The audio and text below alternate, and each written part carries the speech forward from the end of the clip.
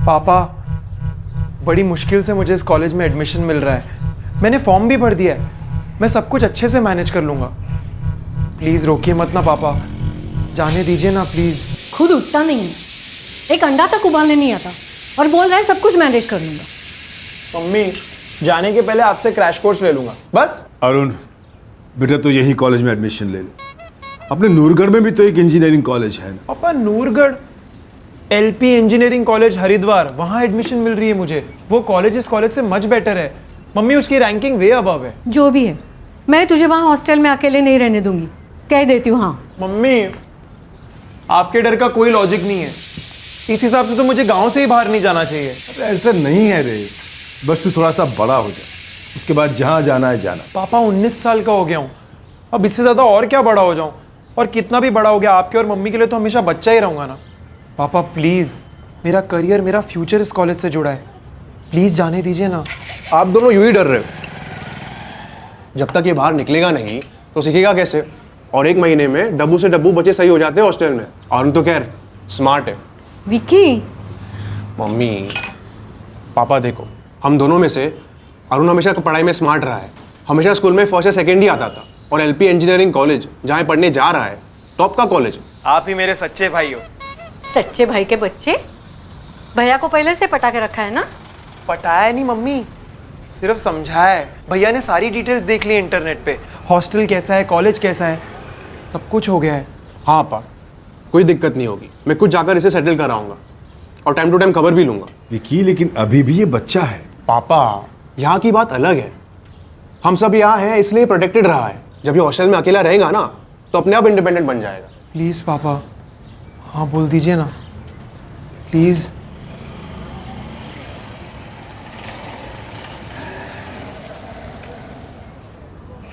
ठीक है बेटा, अब जब तूने फैसला कर ही लिया है और विकी भी तेरे साथ है तो ले ले एडमिशन, नहीं रोकूंगा तुझे। यस, थैंक यू पापा, थैंक यू सो मच। खुश रहो।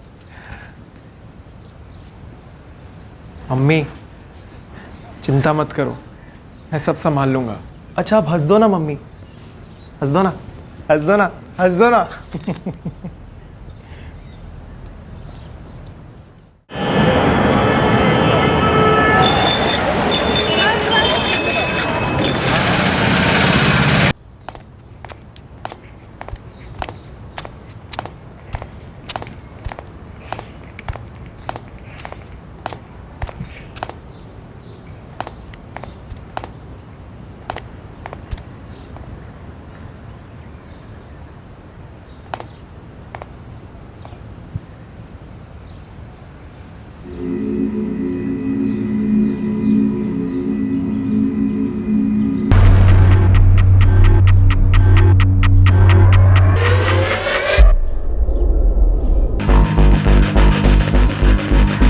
अरुण गुप्ता नाम है सर, एमबीए का स्टूडेंट था। ये घर प्रोफेसर सुजीत सोलंकी और उनकी वाइफ शमिता सोलंकी का है। उन्होंने ही सुबह रिपोर्ट किया था हमें सर। ये अरुण किराएदार था इस घर में? नहीं सर, सुजीत सोलंकी अरुण के प्रोफेसर थे। एमबीए कंप्लीट करने में उसकी हेल्प कर रहे थे, कम से कम खर्चे में। एक फैमिली फंक्शन था लखनऊ में। मेरी वाइफ शमिता के कज़न के बेटे का नामकरण था। 4 दिन पहले गए थे, आज सुबह 8:30 के आसपास लौटे हम।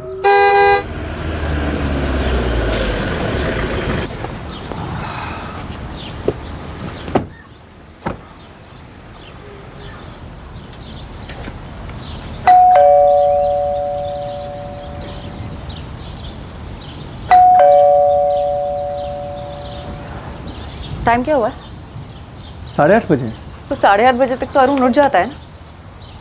The number you have called is currently switched off. उसका फ़ोन तो स्विच ऑफ आ रहा है। फिर मैंने शमिता से घर की चाबी ली और दरवाज़ा खोला।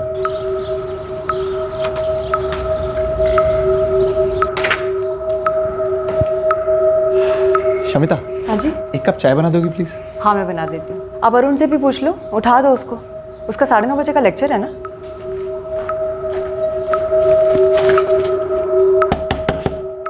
अरुण, अरुण,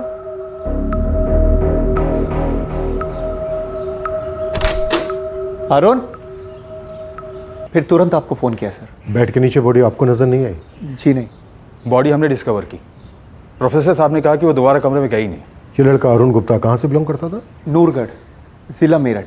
इसकी फैमिली भी वहीं रहती है? जी, घर में पेरेंट्स हैं और साथ में एक बड़ा भाई भी। आपने उन्हें इन्फॉर्म कर दिया? अभी तक कुछ नहीं किया, हम लोग वैसे ही इतने शौक में थे। उनका नंबर तो होगा ही आपके पास, प्लीज़ इन्फॉर्म कर दीजिए। जी, उसके बड़े भाई विक्रम का नंबर है।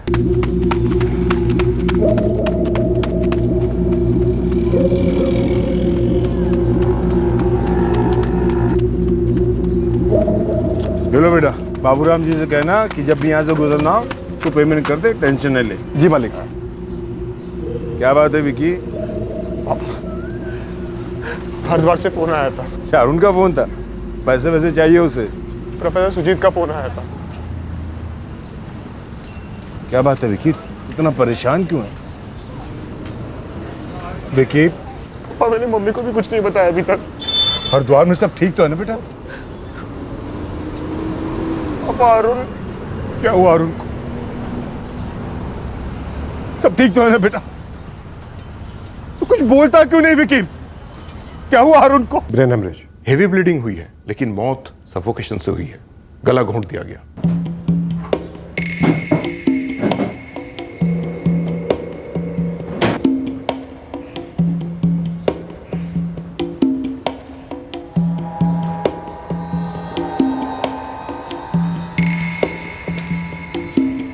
मिला? हर कोना छान मारा, फिर भी नहीं मिला। सर, अरुण का फ़ोन कमरे में नहीं है। अरुण का नंबर देंगी प्लीज? अरुण के फैमिली को इन्फॉर्म कर दिया, वो लोग तुरंत निकलने वाले हैं यहाँ के लिए। ये अरुण का नंबर। ये टॉवल इस्तेमाल हुआ होगा विक्टिम का गला घोंटने में। 10 से 11 घंटे पहले, मतलब कल 6 दिसंबर को रात 11 और 12 के बीच, राइट? करेक्ट। ये लड़का अरुण गुप्ता मेरठ के पास नूरगढ़ का रहने वाला था, हरिद्वार में MBA कर रहा था। मैं LP कॉलेज में सिविल इंजीनियरिंग पढ़ाता हूँ। अरुण मेरे बेस्ट स्टूडेंट्स में से एक था। दरअसल मैंने उसे एनकरेज किया था कि वो इंजीनियरिंग के बाद MBA करे, थोड़ी बहुत हेल्प भी की थी उसकी। आप लोग फैमिली फंक्शन के लिए लखनऊ गए थे 2 दिसंबर को? जी। तो 2 दिसंबर से लेकर 6 दिसंबर तक अरुण यहाँ घर पे अकेला था या फिर उसके साथ कोई और भी था, या घर में किसी और का आना जाना? जी नहीं। हमारी एक नौकरानी है शांति, लेकिन अभी वो छुट्टी लेके गांव गई हुई है।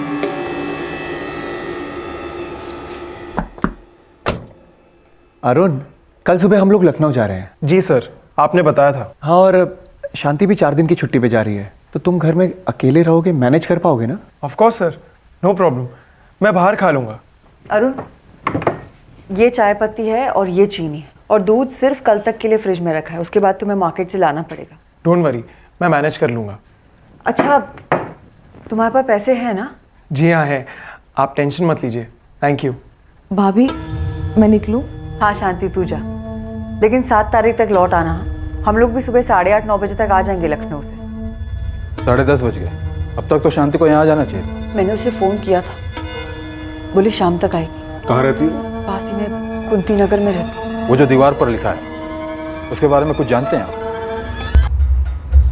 फ्रैंकली हम दोनों को कुछ समझ में नहीं आ रहा है, वो दीवार पर जो लिखा है वो क्यों लिखा है। 4 साल से आप अरुण को जानते हैं। उसकी कोई गर्लफ्रेंड थी? सर, हुई भी होगी तो मुझे उसके बारे में नहीं पता। जब इंजीनियरिंग कर रहा था तब कहाँ रहता था? हॉस्टल में। हॉस्टल का कोई दोस्त, MBA का, इंजीनियरिंग का, मोहल्ले से किसी को जानते हैं आप? जी हाँ, कुछ लोगों को जानता हूँ। अरुण ने हम तीनों का हरिद्वार क्यों बुलाया? मैं कुछ समझी नहीं। आप लोग कुछ ढंग से बता भी नहीं रहे हो मुझे। विक्की, अरुण ठीक तो है ना? कुछ हुआ है क्या? आप लोग मुझे बता क्यों नहीं रहे हो कुछ?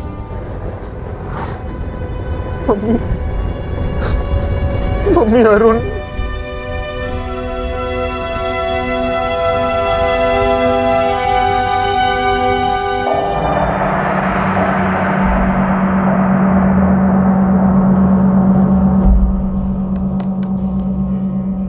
रिवेंज किलिंग का केस लगता है। पार्ट टाइम MBA और पार्ट टाइम जॉब कर रहा था ये लड़का अरुण। पेरेंट्स और बड़ा भाई ऑन द वे है सर। पोस्टमार्टम रिपोर्ट के हिसाब से मर्डर कल रात 11 और 12 के बीच हुआ। ब्लड स्ट्रीम में अल्कोहल पाई गई है और पेट में अनडाइजेस्ट खाना, और घर में जो ये सारी चीजें मिली हैं, इनके हिसाब से तो यही लगता है कि इसने किसी के साथ पिया, खाया और फिर शायद उसी ने मर्डर कर दिया होगा अरुण का। सर अरुण का फ़ोन मिसिंग है, मैंने उसके कॉल रिकॉर्ड्स मंगवाए, उसी से पता चल सकता है अरुण ने खाना कहाँ से ऑर्डर किया था। शायद डिलीवरी बॉय ने उस दूसरे शख्स को देखा हो जो उस टाइम अरुण के साथ था। पता करो। और ये जो संदेशा छोड़ा गया रेप वाला, इसके बारे में प्रोफेसर साहब और उनकी पत्नी कुछ बोले? उन्हें इस बारे में कोई भी आइडिया नहीं। उनके घर की नौकरानी शांति भी 5 दिन से छुट्टी पर थी। आज सुबह आना था उसे और अब शाम को आने वाली है। शांति से सारी डिटेल्स निकलवाओ, कौन आता था, कौन जाता था, लाइफ क्या थी अरुण की। और आसपास के पुलिस स्टेशंस में ये भी चेक करो कि अरुण के खिलाफ रेप, मोलेस्टेशन, छेड़छाड़ के कोई केस दर्ज तो नहीं है। सर केतवाल, अरुण के सभी दोस्तों से बात करो, कॉलेज, ऑफिस, सब जगह।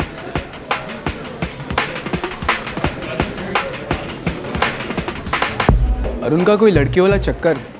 नो सर, हमने तो कभी कॉलेज में सुना ही नहीं। हर प्रोफेसर हमेशा अरुण गुप्ता की मिसाल देता है, टॉपर जो था। अच्छा तुम लोग अरुण के जूनियर्स हो, करंट स्टूडेंट्स हो, अरुण के क्लासमेट्स कहाँ मिलेंगे? और हॉस्टल में उसका रूममेट कौन था? करण था ना सर, बेस्ट फ्रेंड भी और रूममेट भी। कहाँ मिलेगा ये करण? यही हरिद्वार में सर, एक सिविल इंजीनियरिंग फॉर्म ज्वाइन की थी उसने। उसका कोई नंबर है तुम्हारे पास? हेलो करण रावत जी मैं सब इंस्पेक्टर खेतवाल बोल रहा हूँ, रतन विहार पुलिस थाने से। जी बोलिए। अरुण गुप्ता को तुम अच्छे से जानते हो? मेरा कॉलेज का बेस्ट फ्रेंड है सर, हॉस्टल में भी मेरा रूममेट था। क्या बात है सर? अरुण अब इस दुनिया में नहीं रहा, इज डेड।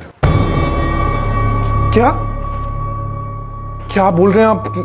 कैसे, कब? मुझे तुमसे अरुण के बारे में बहुत ही अर्जेंट बात करनी है। तुम इस वक्त कहाँ पे हो? सर मैं इस वक्त राय वाला साइड पर हूँ। तुम जल्द से जल्द कब तक आ सकते हो? मैं अभी निकलता हूँ सर, पर आप मुझे बताएंगे ये सब कैसे हुआ और कब हुआ? नाम है अरुण गुप्ता, उम्र 23 साल। उसका फोटो भेजा है, रिकॉर्ड चेक करो। 23 साल का अरुण गुप्ता है। इसके खिलाफ कोई रेप या अटेम्प्ट टू रेप की कंप्लेन है आपके थाने में? हाँ। कोई पेंडिंग केस है? 4 साल से हरिद्वार में है। हर पेंडिंग केस, बेल केस सब चेक कर लो, कुछ भी छूटना नहीं चाहिए। इन 4 सालों में उसने अपने भविष्य की मजबूत नींव रखने में कुछ कामयाबी हासिल की थी। अरुण एक मेहनती, पढ़ाकू और गुड स्टूडेंट के नाम से जाना जाता था। उसकी मिसालें दी जाती थी। क्या अरुण के व्यक्तित्व का कोई ऐसा पहलू था जिसके बारे में किसी को पता नहीं था? अरुण जहां रह रहा था उस घर में उस रात क्या हुआ था, ये सवाल अरुण के सभी जानने वालों के मन में उठ रहा था। मैं कैसे बता सकती हूँ कौन आया था? मैं तो उस रात 1 दिसंबर को छुट्टी पर थी और उसके अगले दिन मेम साहब सुबह सुबह लखनऊ के लिए निकल गए। उस दिन के बाद मैं आज काम पर आई हूँ। छुट्टी पर जाने से पहले जब से अरुण उस घर में रह रहा है, उसके किसी दोस्त को आते हुए देखा तुमने? नहीं। कभी नहीं? नहीं साहब, नहीं देखा है। कब से काम कर रही हो? 2 साल। करण भी मेरा स्टूडेंट था, अच्छा स्टूडेंट था अरुण की तरह। 5 और 6 दिसंबर के बीच की रात अरुण के साथ कोई था, ड्रिंक्स ली गई, खाना खाया गया और उसके बाद अरुण का मर्डर हो जाता। मुझे तो पता भी नहीं था कि अरुण पीता है। मतलब अरुण ने इससे पहले कभी भी घर पर ड्रिंक्स नहीं ली? हमारे घर पर कभी नहीं। अगर हॉस्टल में कभी ली हो तो बात अलग है। दीवार पर ये रेप वेप के बारे में लिखा जाना इतना घिनौना और भद्दा है कि ये सब कुछ हम अरुण के साथ रिलेट नहीं कर पा रहे। अच्छा, अरुण कभी किसी फ्रेंड को घर पे लेके आया? कोई भी लड़का या लड़की? सर 6 महीने से हमारे साथ रह रहा था। इस दौरान मैंने तो कभी नहीं देखा। अच्छा लड़का था अरुण, काम भी करता था, पढ़ाई भी करता था। मम्मी का रोना रोक ही नहीं रहा है। लाडला था अरुण उनका। पापा मम्मी को संभालने की कोशिश कर रहे हैं।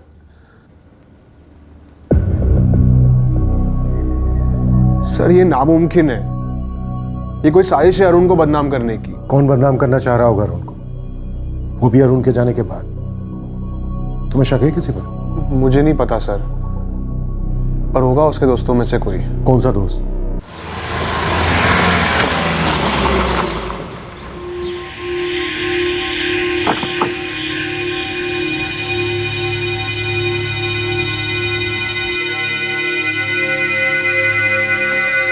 बॉडी शाम तक हैंडओवर कर दी जाएगी।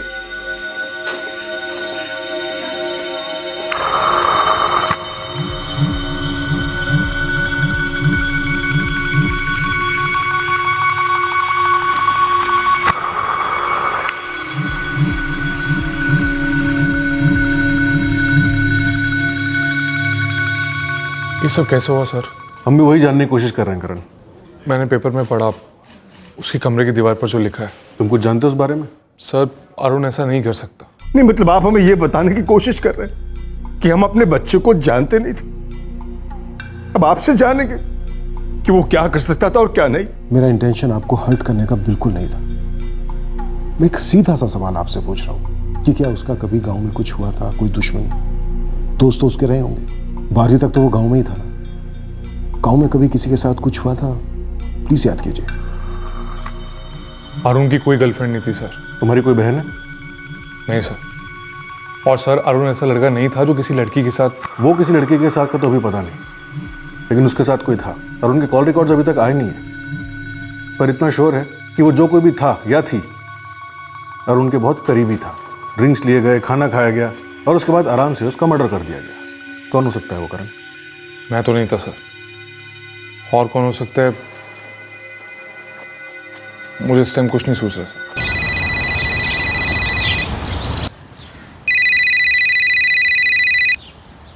हाँ विक्की भैया। मयंक, हाल ही में तेरी अरुण से बात हुई थी कभी? नहीं भैया, हाँ कुछ 1 आध महीने पहले हुई थी, वो भी कुछ खास नहीं, सिर्फ हाय हेलो। क्या हुआ भैया? अरुण ने कभी किसी लड़की गर्लफ्रेंड वगैरह का जिक्र किया तुझसे? कोई रिलेशनशिप या कुछ? नहीं तो, लेकिन माजरा क्या है भैया? मैं बाद में बात करता हूँ। हेलो हेलो विक्की भैया। ये मयंक स्कूल फ्रेंड है? हाँ सर, दोनों पहली से 12वीं तक साथ ही पढ़े थे गाँव में। अरुण का एडमिशन यहाँ हो गया और मयंक का गाँव के कॉलेज में। किसी लड़की का लफड़ा था जरूर। ये जो मैसेज छोड़ा इससे तो यही लगता है कि रिवेंज के लिए, मेरा मतलब बदले की भावना से किया गया मर्डर लगता है। मेरा बच्चा इतनी गिरी हुई हरकत कर ही नहीं सकता। ये माजरा कुछ और है। क्या है ये आप पता कीजिए। ओके करण, बात करो अपने सारे बैचमेट से। छोटी से छोटी डिटेल भी काम की होगी। मैं जो हेल्प कर सकता हूँ करूँगा। अरुण मेरा बहुत ही क्लोज दोस्त था सर।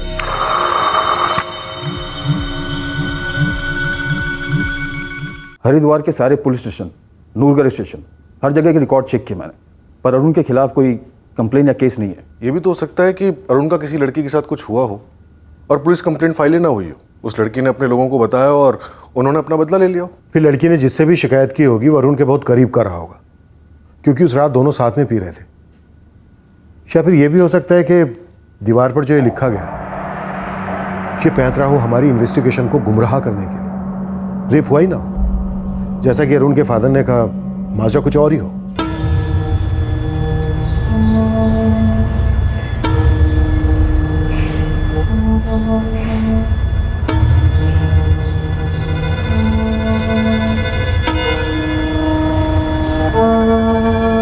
प्रोफेसर सुजीत और उनकी पत्नी शमिता दोनों बड़े दिल वाले, इतनी हेल्प कर रहे थे अरुण की, जो अरुण को अपने घर में रहने दिया, अच्छे से देखभाल की उसकी। कहीं ऐसा तो नहीं है कि इस अच्छाई में कोई खटास आ गई हो? मतलब शमिता, कहीं ऐसा तो नहीं कि अरुण ने कोई लकीर पार की हो और जो कुछ भी हुआ होगा वो घर के भीतर घर वालों के बीच हुआ हो? शायद उस रात उस घर में बाहर से कोई आया ही नहीं। तो फिर वो जो खाना ऑर्डर किया गया था उसका क्या? डब्बे थे, पर उन पर किसी रेस्टोरेंट की मार्किंग नहीं थी। हमारी टीम स्कैनिंग कर रही है इलाके के सारे रेस्टोरेंट और ढाबों की, पर ऐसा कोई रेस्टोरेंट सामने नहीं आया जहां से प्रोफेसर के घर पार्सल भेजा गया हो। तो फिर सुजीत और शमिता अगली सुबह लखनऊ से आए नहीं होंगे। मेरा मतलब वो कहीं गए नहीं होंगे। सर वो हम बैक चेक कर सकते हैं। पता करो लखनऊ में इनके किसी रिश्तेदार के यहाँ कोई नामकरण था भी या नहीं, और अगर था तो ये वहाँ पर गए भी थे या नहीं गए थे, और गए थे तो वहाँ से कब निकले। Right sir. और इनकी वो नौकरानी शांति, क्या ये वाकई में छुट्टी पर थी या इसे छुट्टी पर जाने के लिए कहा गया, या फिर ये भी कहीं नहीं गई, वहीं थी? इस सब में ये भी शामिल है।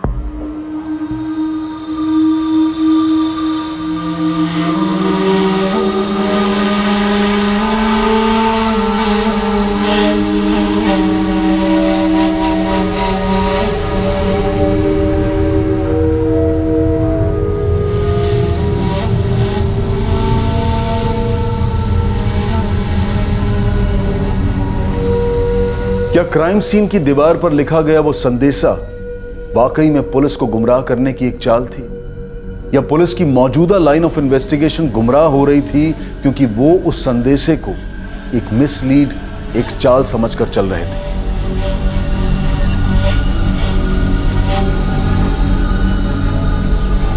ये कैसा अजीब सा सवाल है सर? सीधा सवाल है चरण जी। आपके पड़ोस में एक 23 साल के नौजवान का भयंकर कत्ल हुआ है। सवाल जैसा भी लगे जवाब दीजिए। आपके इस सवाल का क्या जवाब दें हम सर, क्योंकि पिछले इतने सालों में प्रोफेसर साहब और शमिता जी के बीच ऊंची आवाज में बात भी नहीं सुनी है। और पिछले 6 सालों से हम अच्छे पड़ोसी हैं सर। ढूंढने जाएंगे तो ऐसी डिसेंट फैमिली नहीं मिलेगी। पर हाँ, उनके घर के अंदर चुपचाप कुछ पक रहा था तो हम क्या कह सकते हैं, लेकिन हमें नहीं लगता कि ऐसा कुछ था कभी। अंदर मतलब हमारे घर के अंदर? आपका सवाल क्या है, क्लियरली पूछेंगे आप? शमिता जी, मैं क्लियरली पूछ रहा हूँ, क्या ये सारी कहानी मनगढ़ंत है? अरुण का मर्डर हुआ है सर। लाश मनगढ़ंत कैसे हो सकती है? बोल क्या रहे हैं आप? जी, मैं सब इंस्पेक्टर खेतवाल बोल रहा हूँ। आप शमिता सुजीत सोलंकी के चचेरे भाई हैं? श्रीकांत जी, आप बता सकते हैं कि शमिता जी से आप आखिरी बार कब और कहाँ मिले थे?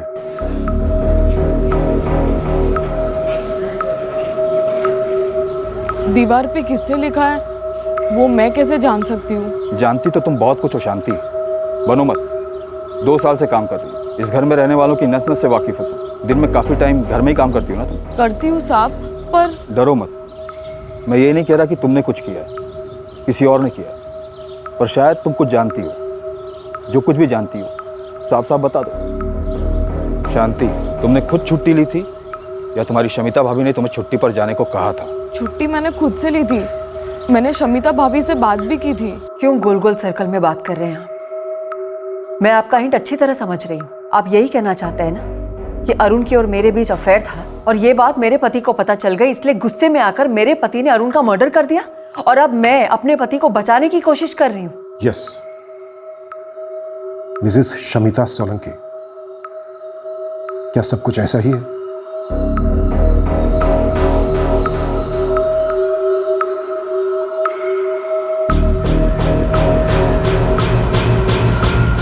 आप एक काम करिए सर, मेरे जान पहचान के लोग या कोई भी अनजान जिससे बात करनी है कराइए, पता कीजिए मेरे और मेरे पति के बारे में। मैं आपको दावे के साथ कहती हूँ कि आप जान जाएंगे कि आप बिल्कुल गलत तालाब में जाल फेंक रहे हैं। यहाँ आपको कोई भी सड़ी हुई मछली नहीं मिलने वाली है। आप कितना भद्दा, कितना शर्मनाक आरोप लगा रहे हैं सर। आप मुझे बदनाम कर रहे हैं, जबकि मैं और मेरे पति अरुण की बदनामी को मिटाने की कोशिश कर रहे हैं।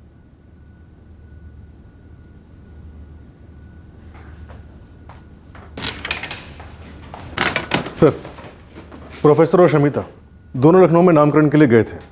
4 दिन वहीं पर ही थे। 2 दिसंबर को वहां पहुंचे थे और 6 दिसंबर की रात को वहां से निकले थे। पवन को कुछ मिला? अभी तक तो कुछ नहीं सर। तो फिर उस रात वाकई में कोई बाहर से अंदर आया था, क्योंकि अंदर की बात तो नहीं लगती। नहीं पापा, किसी लड़की का जिक्र तक नहीं हुआ कभी। तूने कहा था तू उस पर नजर रखेगा, तू वहां जाकर भी आया, फिर ऐसे कैसे हो सकता है कि तुझे कुछ भी नहीं पता? मम्मी, मुझसे कुछ छुपा नहीं था और मैं कह रहा हूँ ना, ये जो बोल रहे हैं सब गलत है।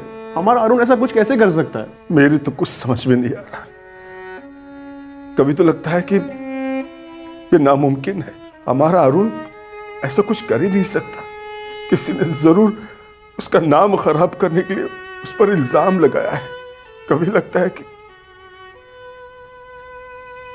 शायद हमारा बेटा बदल तो नहीं गया था, वाकई ऐसा कुछ था और किसी ने हमारे बच्चे को जान से मार दिया। इतना ब्राइट स्टूडेंट, कितना बढ़िया फ्यूचर था उसके सामने। शमिता उसके माँ बाप से, उसके भाई से आंखें नहीं मिला पा रहा था। मैं इतने सारे सवाल पूछ रहे थे मुझसे, जिन सवालों का कोई जवाब नहीं था मेरे पास। पुलिस भी मुझसे बहुत सारे सवाल पूछ रही थी। उन्हें शक है कि उन्हें शक है कि उस रात बाहर से कोई अंदर आया ही नहीं था। जो कुछ भी हुआ है वो हमने, आपने और मैंने मिलकर किया है।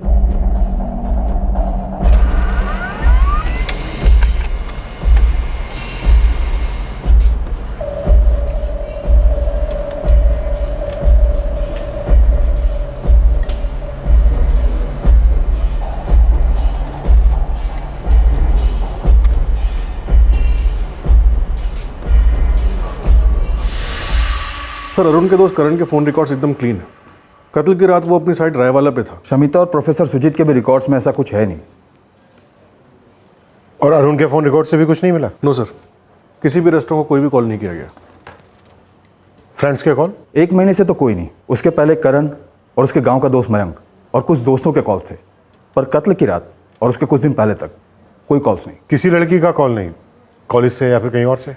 No sir. तो फिर कौन है वो लड़की जिसके रेप के बदले में अरुण को मार डाला गया?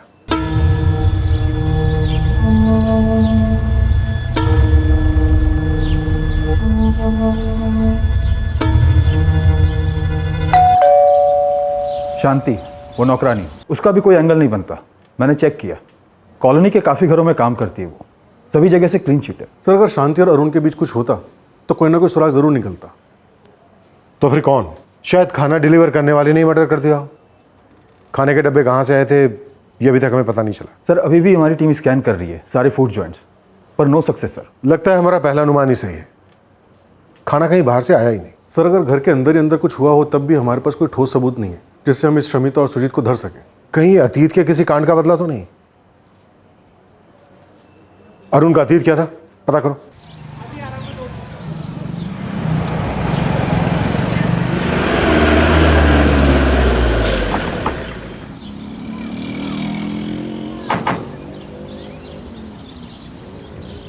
स्कूल में नहीं सर, स्कूल में ऐसा कुछ नहीं हुआ था। स्कूल में नहीं तो गांव में कुछ? काफ़ी अच्छे दोस्त थे तुम उसके, एक दूसरे के साथ सारे राज भी शेयर करते हो। बताओ मैम, स्कूल में, गांव में या हरिद्वार में कोई ऐसा किस्सा है जो हमें मालूम होना चाहिए? आप जैसा सोच रहे ऐसा कुछ नहीं है, और अगर होता तो अरुण मुझे ज़रूर बताता, कम से कम जब तक यहाँ था तब तक। हाँ, अगर वहाँ जाकर कॉलेज में कुछ हुआ हो तो हो सकता है उसने मुझसे छुपाया हो, लेकिन सर अरुण ऐसा कभी नहीं कर सकता। ये बात मैं आपको दावे के साथ कह सकता हूँ। कोई है जो उसे फंसाने की कोशिश कर रहा है। बात कुछ और है और हो कुछ और रहा है। तुम्हारी कोई बहन है? नहीं सर। सर, कहीं वाकई में कोई और माजरा तो नहीं है? अगर हो भी तो क्या माजरा हो सकता है पवन? अरुण MBA कर रहा था, एक पार्ट टाइम जॉब कर रहा था। चलो माना वो दीवार पर की गई लिखाई एक चाल थी, लेकिन क्या छुपाने के लिए चली गई होगी वो चाल? अच्छा खासा अपना फ्यूचर बना रहा था वो लड़का।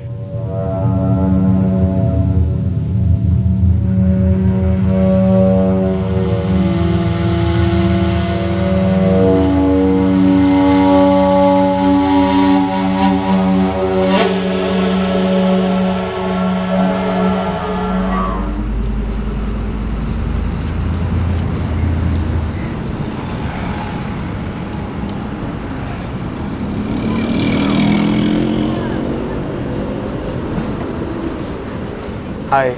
तो बताओ, ऐसी क्या बात है जो तुम मुझसे कॉलेज में नहीं कर सकते? मेघा, वो कुछ फीलिंग्स हैं फीलिंग्स मेरे दिल में तुम्हारे लिए, सोचा बोल देना चाहिए। अरुण, इतना टाइम क्यों लगा दिया बोलने में?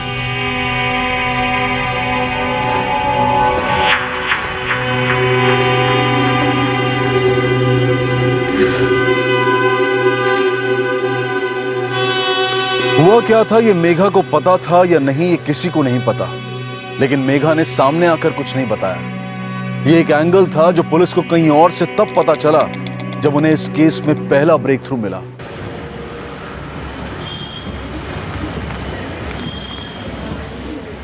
हाँ साहब, ये हमारे यहाँ का डब्बा है। ये KP मतलब कढ़ाई पनीर और ये MKD मतलब माँ की दाल। ये मेरे लिखा हुआ है, इससे पार्सल भेजने में आसानी होती है सर। ये बंदा जानते हो उसे? अरे ये तो वही लड़का है ना जिसका 4 दिन पहले मर्डर हुआ था। लड़के को पहचानते हो तो ये भी जानते हो कि मर्डर हुआ है, फिर भी सामने से आया नहीं हमें बताने। ये खाना तुम्हारे यहाँ से लेता था। साहब, ये लड़का अरुण कभी फोन करके खाना नहीं मंगाता था, खुद आता था और खाना खाता था, कभी पैक करा के भी ले जाता था। 6 की रात को भी आया था? हाँ साहब। योगेश जी, 1 कढ़ाई पनीर, 1 माँ की दाल और 8 रोटियाँ। गर्मा गर्म रोटियां देता हूँ, बस एक 20 मिनट बैठो जरा। ठीक है, मैं वेट करता हूँ। हाँ हाँ। 8 रोटियां। कोई और भी था उसके साथ? हाँ साहब, कोई था, उसका दोस्त मालूम हो रहा था। एक कढ़ाई पनीर, माँ की दाल, 8 रोटी पार्सल।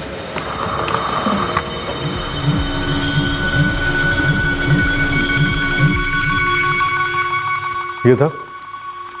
ये तो करण है साहब। अरुण के कॉलेज का दोस्त, ये भी ढाबे पे आया करता था, लेकिन उस दिन ये नहीं था।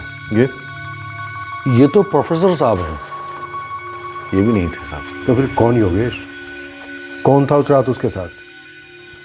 ये तो नहीं था।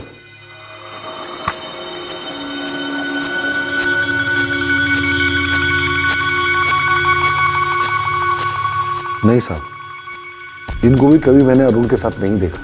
तो फिर अब कैसे बताऊं आपको साहब कि वो कौन था, लेकिन वो जो भी लड़का था वो अरुण की उम्र के बराबर ही लग रहा था, और उस रात से पहले मैंने कभी उसे अरुण के साथ नहीं देखा।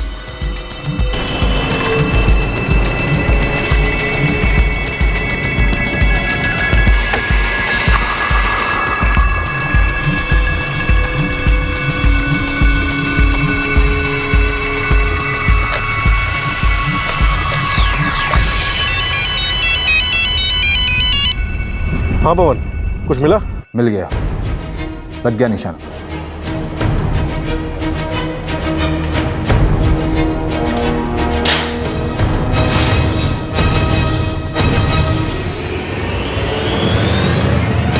क्या हुआ सर? मुझे ऐसे यहाँ क्यों लाया गया है?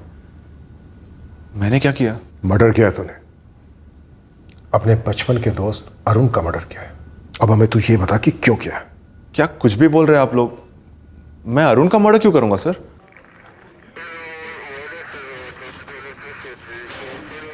उस रात अरुण के साथ यही लड़का था, लेकिन इसका नाम अब नहीं मालूम मुझे। कोई नहीं, हमें मालूम है। ये कढ़ाई पनीर माँ की दाल 8 रोटी पार्सल। सुन, मैं क्या कह रहा हूँ, 2 बियर भी ले लेते हैं, फिर तुझे एक न्यूज़ भी देनी है। कैसी न्यूज़? अरे यार, बियर पीते पीते बताऊंगा ना, डबल मजा। अच्छे से पूछा तुझसे, इज्जत के साथ, कि अरुण से आखिरी बार तू कब मिला था? क्या बोला तूने? 1 महीने पहले, जबकि 6 दिसंबर को तू उसके साथ था। तूने उसके साथ बियर पी, खाना खाया और फिर उसका कत्ल कर दिया। अब तू हमें सिर्फ ये बता कि तूने ऐसा क्यों किया, माजरा क्या था? देख बेटा मयंक, अब तेरी पोल खुल चुकी है। तेरे कॉल रिकॉर्ड्स बताते हैं कि 6 दिसंबर को तू हरिद्वार में था। एक ढाबे वाला आई विटनेस भी है, और खुद तेरे माँ बाप ने बोला कि 6 दिसंबर को तू हरिद्वार आया था। अब बोल, ऐसे ही बोलेगा या पहले पिटेगा और फिर बोलेगा?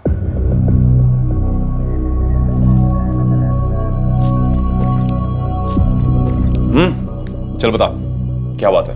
तुझे याद है, तू मुझे मेघा को लेकर चिढ़ाता था? हाँ तो सही चिढ़ाता था। क्या मतलब? मतलब ये कि मेघा अच्छी लड़की है, बहुत अच्छी लड़की। और ये तुझे अचानक अब पता चला? नहीं रे, पता तो पहले ही था, लेकिन अब थोड़े दिनों से ऐसा लग रहा है कि मैं भी उसे लाइक करता हूँ।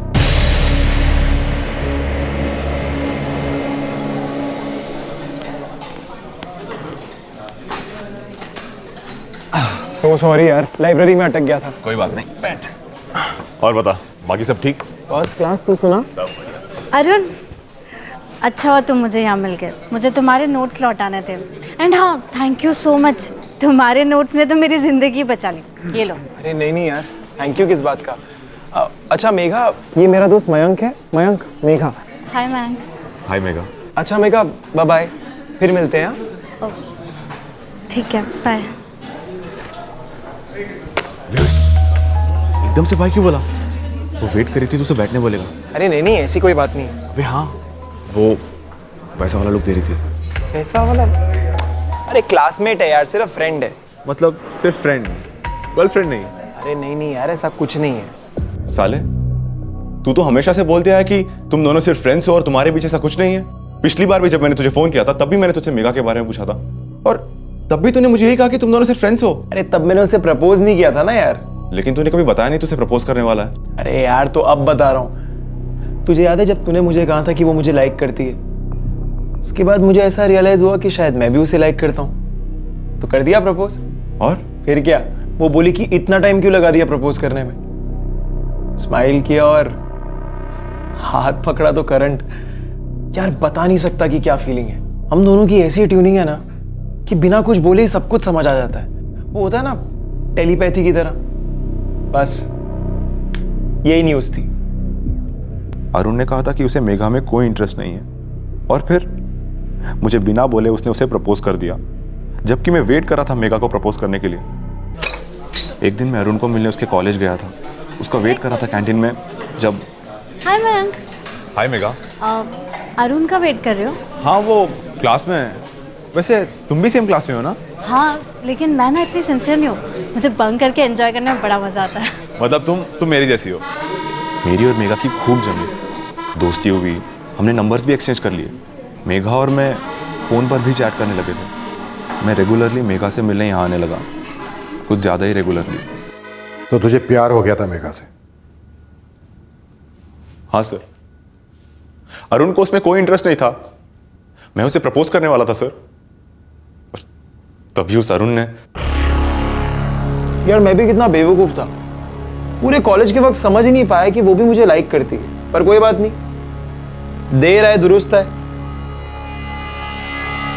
ऐसे एक बात बताऊं, एक तरीके से ना ठीक ही हुआ। अब देखना, मेरी जॉब भी है, डेट पर लेकर जाने में भी दिक्कत नहीं होगी। और वैसे भी अब हम दोनों सीरियस हैं।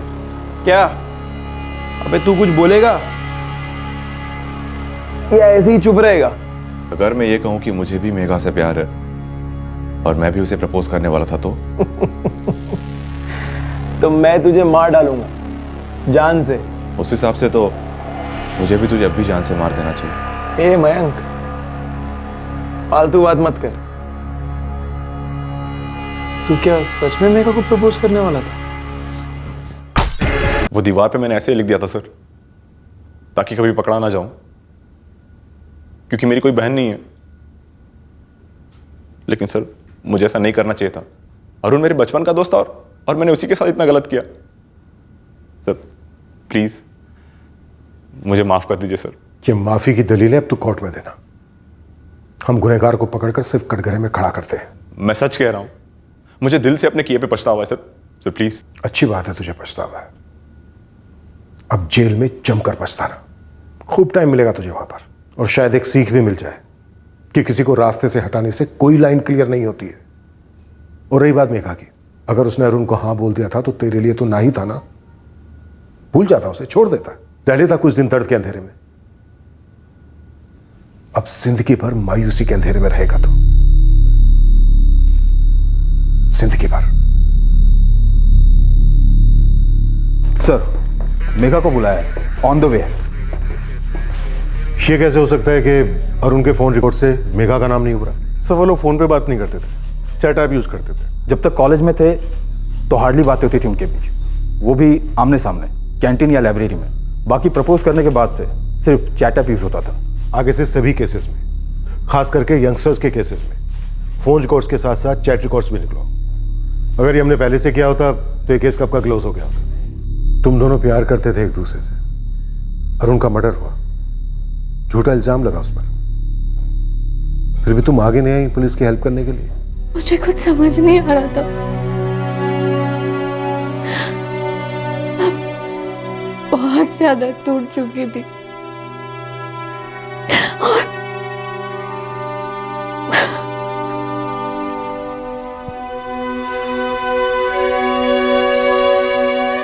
हम लोग स्टूडेंट्स को इतने सारे सब्जेक्ट्स पढ़ाते हैं,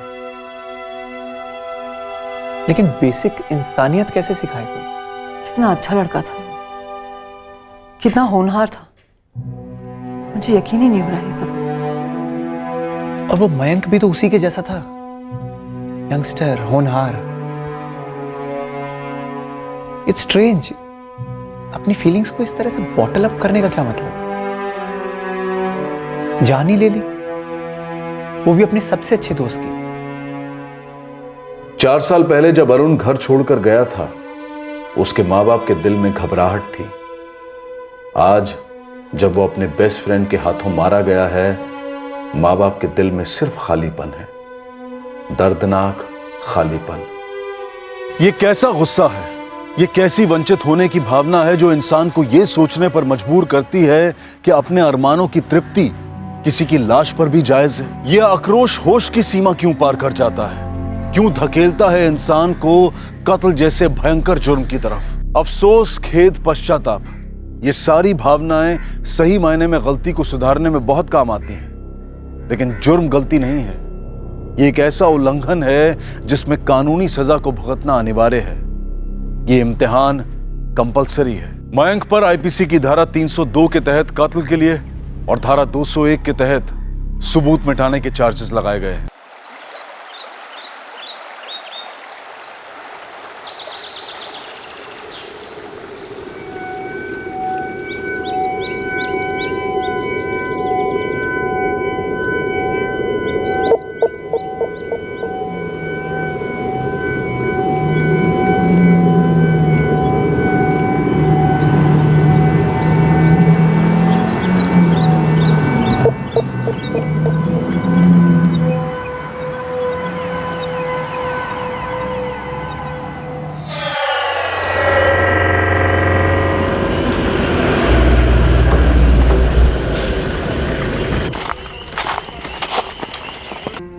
बॉडी पर से विक्टिम की पहचान करने के लिए कुछ भी ना मिले, ना ही कोई और लीड, तो सेकंड स्टेप क्या होना चाहिए? इन्वेस्टिगेशन स्टार्ट कैसे होगी? मिसिंग कंप्लेंट से, और पोस्टमार्टम की रिपोर्ट से पता चल जाएगा कि विक्टिम की एज क्या थी और टाइम ऑफ डेथ क्या था। लेकिन विक्टिम की फिजिकल डिटेल से मैच करती हुई कोई भी मिसिंग कंप्लेंट इलाके में दर्ज ना हो तो मे बी क्राइम सीन को दोबारा स्कैन करना चाहिए, शायद कुछ मिल जाए। बिल्कुल सही। इस केस में हम लोगों ने भी क्राइम सीन को दोबारा से स्कैन किया, तब जाके एक सुराग हाथ लगा, पर उस सुराग ने ऐसा खुलासा किया जिसे हम ढूंढ ही नहीं रहे थे। मतलब सर? मतलब हर इन्वेस्टिगेशन आपको एक मुकाम तक पहुंचाती है, पर जरूरी नहीं वो वही मुकाम हो जहां पहुंचने के लिए आप लोग निकले थे।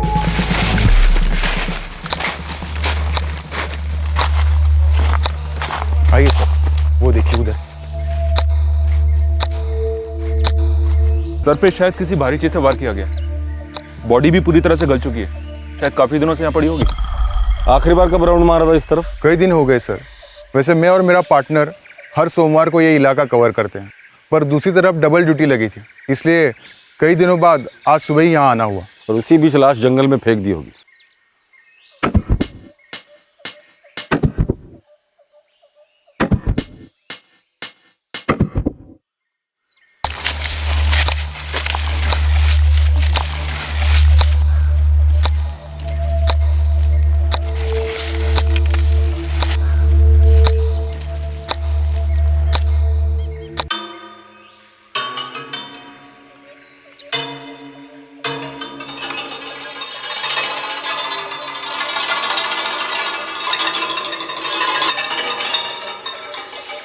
किंग हो सकता है सर, कातिल या कातिलों ने विक्टिम की पहचान मिटाने के लिए उसके शरीर से कपड़े उतारे होंगे और अपने साथ ले गए होंगे, और कपड़े ले जाते समय ये बनियान या तो छूट गई या उनसे गिर गई होगी। क्या आप बता सकते कि 25 से 30 दिन पहले? ना मुश्किल है, मगर हाइट बता सकता हूँ, वो भी लगभग।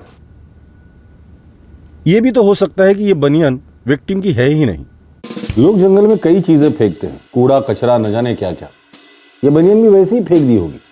हो सकता है कि जो लाश हमें मिली है उसका और इस बनियान का कोई लेना देना ही ना हो सकता है सर। क्राइम सीन से हमें बस यही एक लीड मिली है। एक दूसरी डिटेल है विक्टिम की उम्र 32 से 40 साल के बीच। एक काम करता हूँ सर, मिसिंग कंप्लेंट से शुरू करता हूँ और उसके बाद इस बनियान की भी इंक्वायरी करता हूँ। देखते हैं ये बनियान हमें कहाँ तक लेकर जाती है।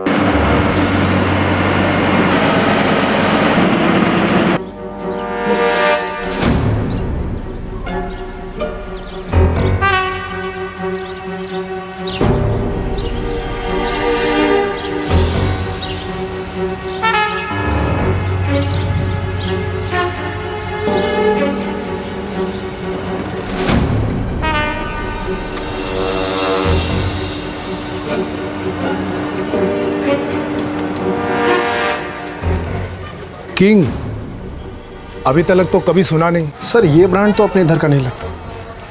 तो फिर किधर का हो सकता है? बहुत मुश्किल है बताना, क्योंकि ये बनियान में छोटे मोटे ब्रांड भी काफ़ी चलते हैं। पर ये ब्रांड है तो सही, लेबल भी लगा हुआ है। लेकिन साहब, छोटे ब्रांड रास्ते पर भी तो बिकते हैं, ठेलों पर, वहाँ भी चेक कर लो। कोई भी मिसिंग कंप्लेंट नहीं मिली। मैंने डेट को थोड़ा पीछे करके भी चेक किया। मतलब हमें डेड बॉडी मिली 12 अक्टूबर को। पोस्टमार्टम में हमें बताया गया कि मर्डर तकरीबन 25 से 30 दिन पहले हुआ है, यानी कि 12 से 17 सितंबर के बीच।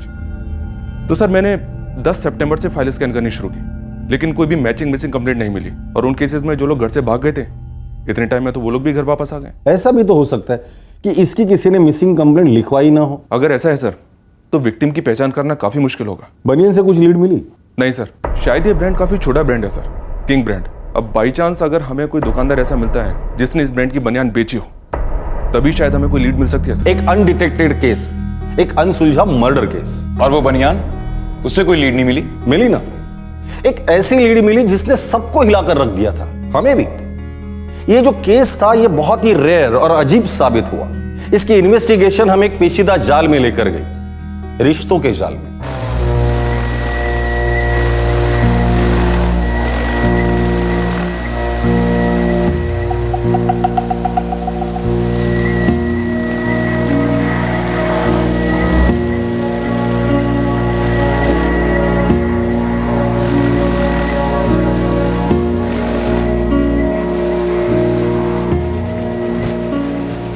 सीमा काय आज भी नहीं आया?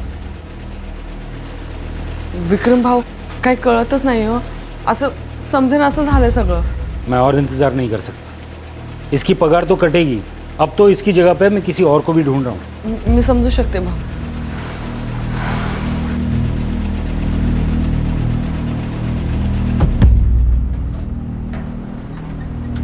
अरे भाई चलना, जल्दी करना, निकलना है, चल।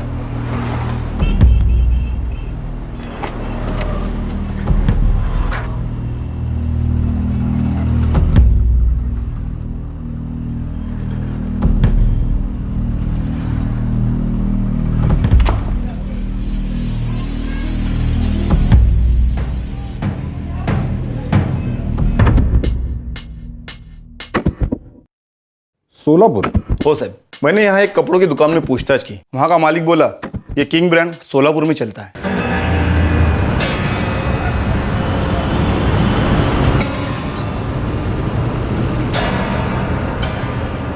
सोलापुर से लोकल ब्रांड है, बहुत ही छोटा, यवतमाल तक तो पहुँचता ही नहीं है। विक्टिम सोलापुर का हो सकता है सर? सोलापुर के सारे पुलिस स्टेशन को मिसिंग कंप्लेंट की रिक्वेस्ट भेज दो। Khadse circle police station Solapur. बोला सर, यवतमाल पुलिस को एक डेड बॉडी मिली है और डिटेल यहाँ के एक मिसिंग कंप्लेंट से मैच कर रही है। डेट? 11 सितंबर। इस दत्ता शिंदे की एग्जैक्ट हाइट ना उसकी पत्नी बता सकी ना उसकी बहन, लेकिन कुछ लोगों से हमने पूछताछ की तो उन्होंने बताया कि करीबन 5 फीट 9 इंच होगी। उसकी उम्र 36 साल है। 11 सितंबर से वो लापता है और आपने कहा मर्डर 25 से 30 दिन पहले हुआ है। हो सकता है हमें जो लाश मिली वो दत्ता शिंदे की है। बॉडी की हाइट 5 फीट 10 इंच है। और ये भी तो हो सकता है कि दत्ता शिंदे की हाइट बताने में बाकी के लोगों ने गलती की हो सकता है। गोखले सर, लगता है ये बनियन हमें आगे तक लेकर जाएगी। रिक्शा।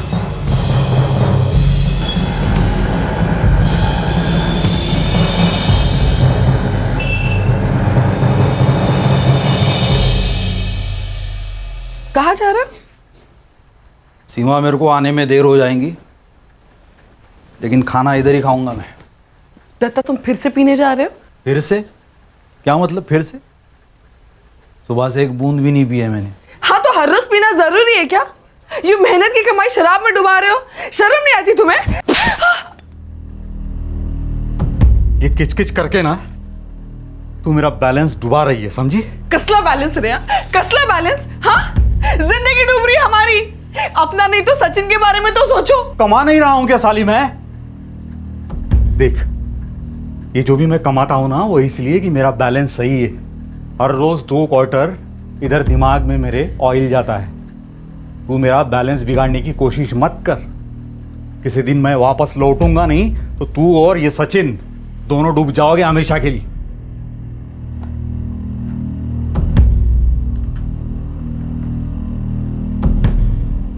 अनंत, तुमने कहा दत्ता शिंदे 11 सितंबर को गायब हुआ, फोटो पर भी यही लिखा है, पर कंप्लेंट तो 15 सितंबर को दर्ज हुई है। दत्ता की पत्नी सीमा और उसकी बहन सुजाता 15 सितंबर को ही आई थी। उनके पीने को लेकर बहुत झगड़े होते थे, लेकिन वो जितना भी पीते थे घर हमेशा लौटते थे, खाना खाते थे और फिर सो जाते थे। 11 सितंबर को भी ऐसे ही झगड़ा करके चले गए थे साहब। और अब 4 दिन बाद आ रही है मिसिंग रिपोर्ट लिखाने के लिए। 2 दिन तो मैं खुद उन्हें ढूंढी रही, फिर जब वो काम पर भी नहीं लौटे तो मैं उनकी छोटी बहन सुजाता के पास चली गई। हो शायद दादा कभी कभार झगड़ा करके हमारे घर रुक जाते थे। सीमा वहीनी को भी वही लगा कि दादा हमारे घर में है। फिर हम दोनों ने मिलकर उन्हें बहुत ढूंढा साहब, पर किसी को कुछ नहीं मालूम। इस दत्ता शिंदे की पीने की आदत को लेकर उसकी और उसके पत्नी की सालों से मचमच चल रही थी।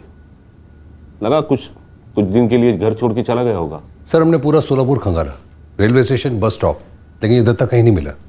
हर जगह हमने इसके फोटो, उसके डिटेल्स भेजे थे। लेकिन हमारे थाने में दत्ता का ना तो कोई फोटो आया और ना ही केस डिटेल। इस दत्ता का कोई यवतमाल कनेक्शन या उसकी बहन या बीवी का? नहीं सर।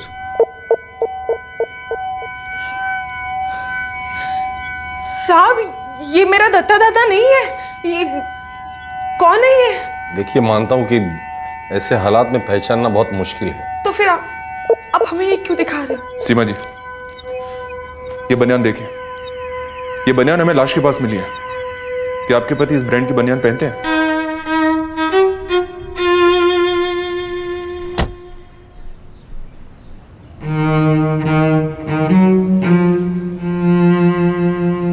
दत्ता की बनियान तो घर पर है, पर मुझे मालूम नहीं कि वो किंग की है या नहीं। आप दिखा सकती है हमें? दरअसल दत्ता की उम्र, हाइट और गायब होने का समय जो लाश हमें मिली है उससे मैच करता है। पर साहब मेरा दत्ता दादा यवतमाळ क्यों जाएगा?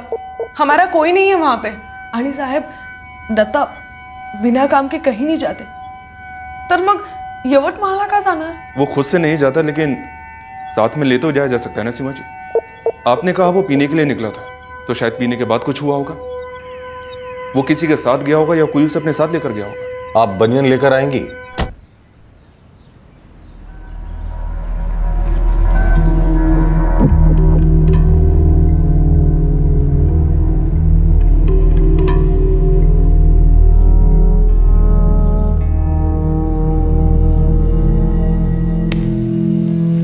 ही दत्ताची बनियान। वो फोटो मेरे दादा का नहीं है। उसको कोई क्यों मार डालेगा? उसकी किसी के साथ कोई दुश्मनी वगैरह नहीं थी साहब। दत्ता यवतमाळ पहुंच ही नहीं सकते। हम सीधे साधे गरीब कामगार लोग हैं साहब। मेहनत करके जो भी 2 पैसा जमाते थे उसे दत्ता दारू में उड़ा देते थे। और वो इतनी दूर यवतमाळ पहुंच ही नहीं सकते जहां पर हम में से कोई भी कभी भी नहीं गया साहब। सर ये किंग ब्रांड की बनियान हमें यहाँ सोलापुर तक तो लेकर आ गई है, पर क्या ये दत्ता शिंदे वाकई में हमारा विक्टिम है? दत्ता शिंदे अभी तक घर लौटा नहीं है और हम लोग श्योर नहीं है कि वही हमारा विक्टिम है। तो गोखले, सबसे पहले इन 2 में से किसी एक बात पर हमें श्योर होना होगा। हाँ साहब, ये बात सच है कि दत्ता को पीने की प्रॉब्लम थी, लेकिन वो कितनी बुरी थी वो उसकी पत्नी सीमा ही बता सकती है। वो दोनों मेरे यहाँ पे 6 साल से काम कर रहे हैं। यवतमाल में ऐसा क्या था विक्रम जो दत्ता को वहां ले जा सकता था? पता नहीं साहब, लेकिन इतना बता सकता हूँ कि काम से तो नहीं जाता था। बाकी आप धीरज से पूछ लो, दत्ता का सबसे करीबी दोस्त और दारू पार्टनर। वो यही काम करता है? हाँ साहब। धीरज, यवतमाळहून पोलीस आली, उन्हें वहाँ पे एक लाश मिली है, तुझ्याशी बोलायचं त्यांना।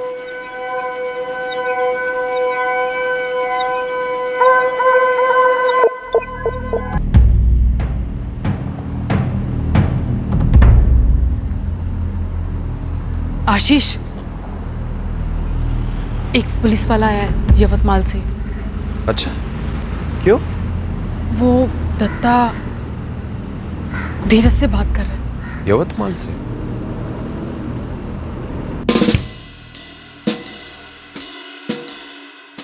सबसे पहली बात तो ये साहब, आप जो बोल रहे हैं 11 सितंबर की रात, उस रात को दत्ता शिंदे इधर आया ही नहीं। और ये बात तीसरी दफा बोल रहा है मैं। ये दत्ता रोज आता था यहाँ पीने, लगभग रोज ही समझे।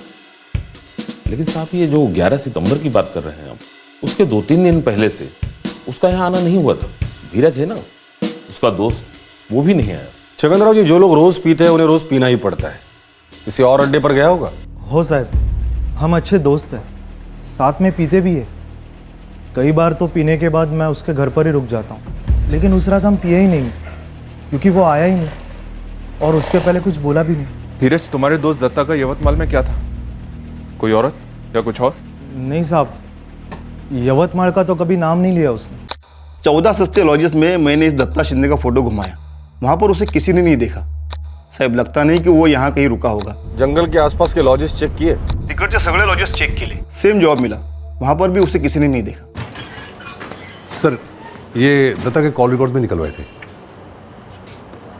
11 सितंबर से उसका फोन स्विच ऑफ। ये फोन सोलापुर में स्विच ऑफ हुआ था? Yes sir. हमने यहाँ के एक एक देसी और सस्ते बार स्कैन किए, लेकिन वो कहीं पर भी नहीं गया था। यहाँ एक छगन राव का बार है जो उसके घर के करीब है, वहाँ का रेगुलर है वो, लेकिन वहाँ पर भी नहीं गया।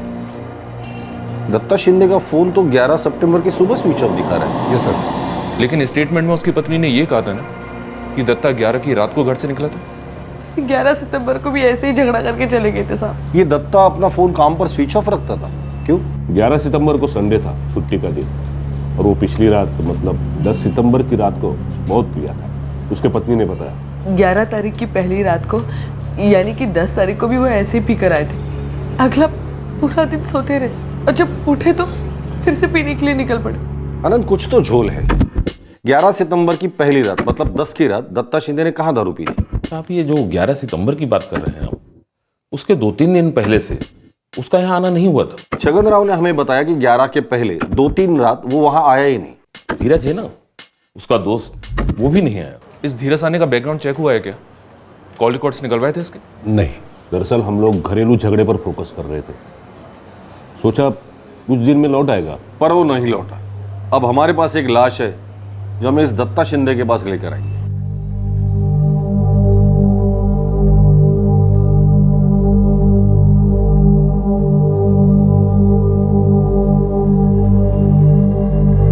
आता मला जायला पाहिजे।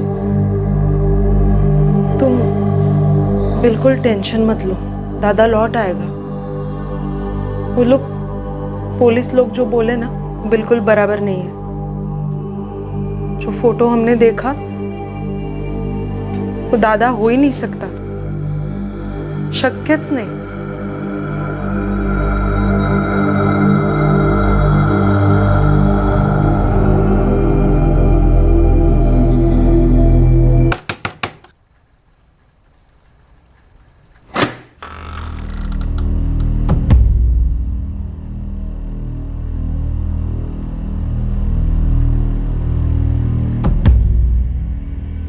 वो यवतमाल के पुलिस वाले फिर से आए थे क्या?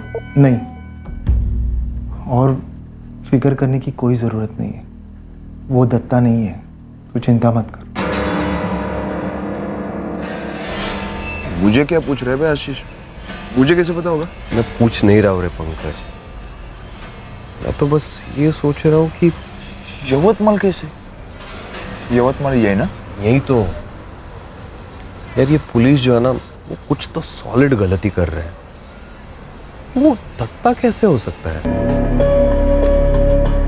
धीरज साने, कॉल रिकॉर्ड्स क्या कहते हैं? 2 बातें देख रही हैं सर। एक तो ये कि 11 सितंबर की सुबह ये धीरज किसी आशीष कोठारे के टच में था।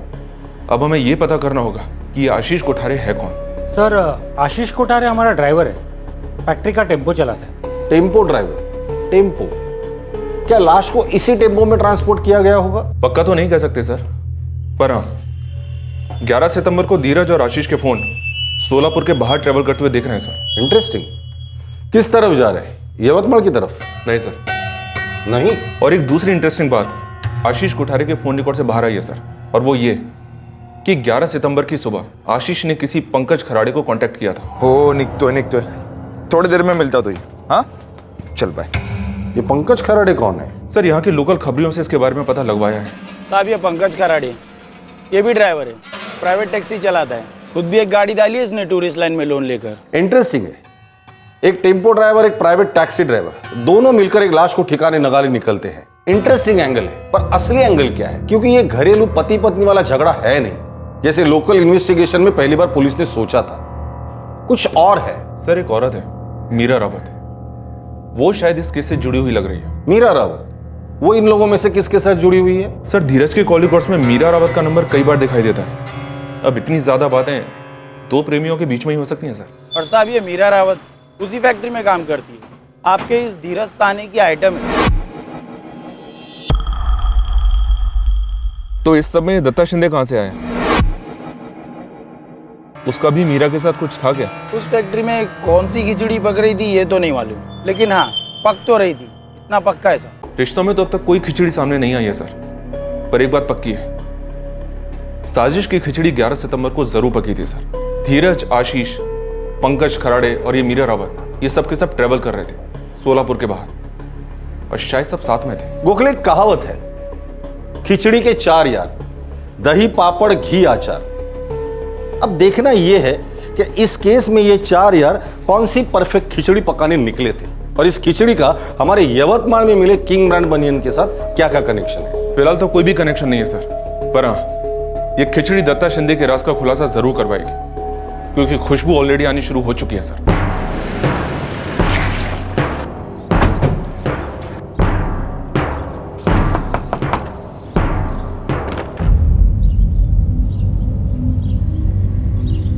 जी 11 सितंबर की रात को तुम्हारा पति दत्ता शिंदे शराब पीने घर से निकला ही नहीं था। ऐसा उन्होंने कहा आपसे? लेकिन वो है कहाँ और घर क्यों नहीं लौट रहा है? दत्ता ने हमें कुछ नहीं बताया, पर हाँ, वो घर क्यों नहीं लौट रहा है इसका जवाब तुम हमें दोगे। क्या क्या मतलब साफ है, दत्ता शिंदे 11 सितंबर की रात को नहीं बल्कि 11 सितंबर को सुबह घर से निकला।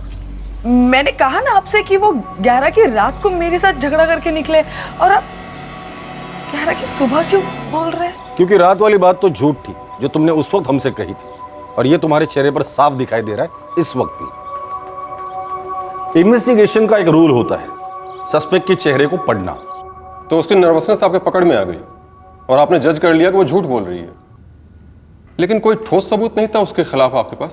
ठोस सबूत नहीं, हमारे पास कुछ भी नहीं था। एक तरफ था यवतमाल और बनियन वाला एंगल जो इस दत्ता शिंदे केस में एक्चुअल फिट नहीं बैठ रहा था, और दूसरी तरफ और एक एंगल मजबूती से उभर कर सामने आ रहा था जो दत्ता शिंदे के गायब होने की तरफ इशारा कर रहा था। पर ये दत्ता शिंदे के गायब होने को कैसे एक्सप्लेन करता है गोखले? पता नहीं सर, पर अजीब बात है ना, सीमा शिंदे के फोन रिकॉर्ड्स दिखाते हैं कि वो भी उसी रूट पर ट्रेवल कर रही थी जहां खिचड़ी के ये 4 यार ट्रेवल कर रहे थे, और शायद ये सीमा उस खिचड़ी का 5वां एलिमेंट थी सर। धीरज, आशीष, पंकज, मीरा और सीमा, ये सब के सब एक साथ ट्रेवल कर रहे थे सर। पर वो लोग तो यवतमाल आए ही नहीं जहां में लाश मिली थी। नहीं, मैं झूठ नहीं बोल रही हूँ। तुम झूठ बोल रही हो, सरासर झूठ बोल रही हो। तुम्हारे साथ फैक्ट्री में काम करने वाला दत्ता का दोस्त धीरज, टेम्पो ड्राइवर आशीष, वर्कर मीरा रावत और कोई पंकज खराड़े और तुम, सब लोग मिलकर यवतमाल गए। साथ में दत्ता भी था जिसका फोन तुम लोगों ने सोलापुर में ही स्विच ऑफ किया था, और तुम सब ने मिलकर दत्ता का कत्ल किया। नहीं, तुम सबके कॉल रिकॉर्ड्स है मेरे पास। सीमा, तुम फंस चुकी हो, इस मर्डर में तुम भी शामिल थी, और वो बनियन के ब्रांड के बारे में तुमने हमसे जानबूझकर झूठ बोला था।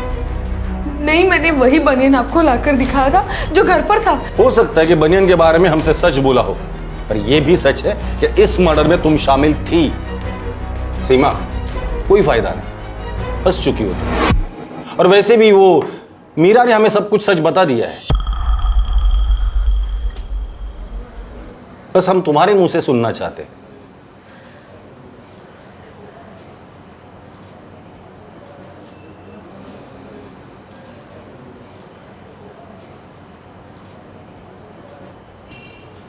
मैं कंठा गई थी साहब, थक गई थी उससे। सारी कमाई शराब में उड़ाता था, जब देखो तब नशे में। मैं भी तो इंसान हूं ना साहब, घर की सारी जरूरतें पूरी करने के बाद मेरी अपनी भी तो जरूरतें हैं, शरीर की जरूरतें। और जो जरूरतें मेरा पति नहीं पूरी कर पा रहा था, वो धीरज पूरी कर रहा था।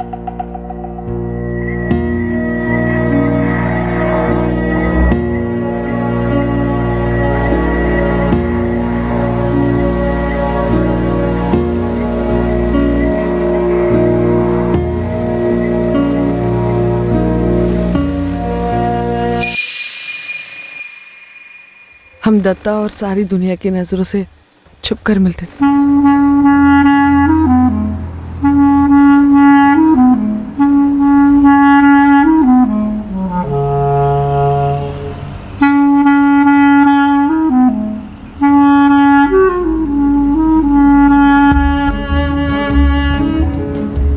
मेरी जरूरत जरूरतें बढ़ने लगी, बदलने लगी। मैं धीरज से आगे बढ़ना चाहती थी। मेरी बढ़ती जरूरतें अब आशीष पूरी करने लगा था। सब ठीक चल रहा था साहब।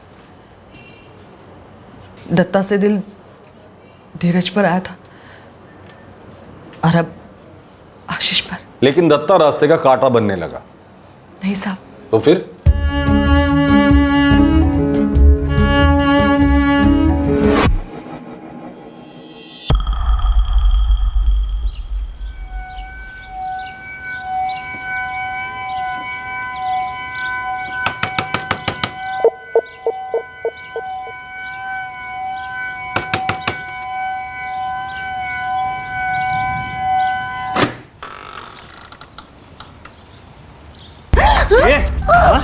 वो आशीष कुछ ज्यादा ही आ जा रहा है। तू धोखा दे रही है मुझे। क्या? मत पूछ क्या। मैं ना वो दत्ता जैसा लल्लू नहीं हूं। मैंने खिड़की से सब कुछ देख लिया। धोखेबाज। कसला धोखा रे? हाँ? और तू होता कौन है धोखेबाजी की बात करने वाला? यार वो तेरा यार था, अब नहीं। थक गई हूं तुझसे मैं, समझ गया? हाल तू बड़बड़ करो नको। मेरे को गुस्सा मत दिला। चल जा रे आला मोटा गुस्सा वाला। देख, अगर मैं धोखा दे रही हूं ना तो सिर्फ अपने पति दत्ता को। तुझे चलने की कोई जरूरत नहीं है। अच्छा,